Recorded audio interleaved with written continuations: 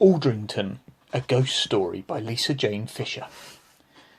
At the end of the 19th century stood a gibbet where the easternmost houses of Elm Drive now stand.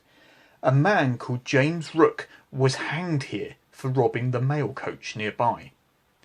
The story of the efforts of his distracted mother to collect his bones and bury them in Old Shoreham churchyard is apparently well known through Tennyson's Rizpah.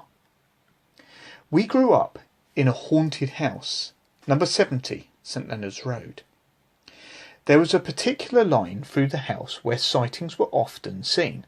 This included a rope stretched out across the hallway, which was not seen until the very last minute when it was too late to stop.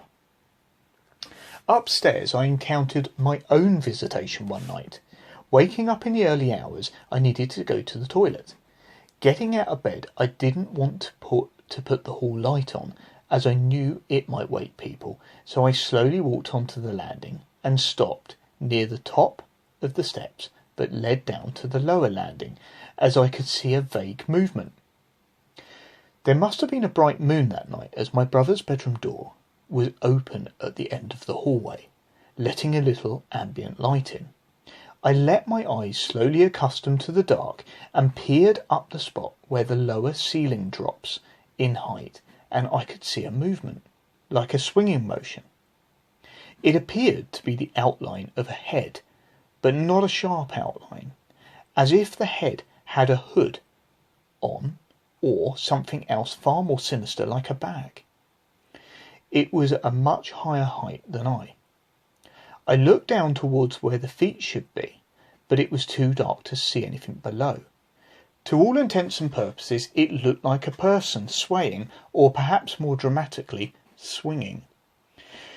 Being a fairly confident kid, my curiosity got the better of me. I reached my hands out in front of me, wondering what a ghost would feel like.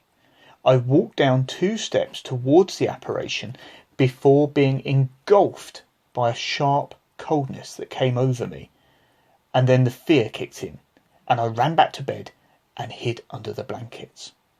Could this be a flashback to an era when the gibbet was used further up the road? I didn't know back then that there had been such an object of terror nearby.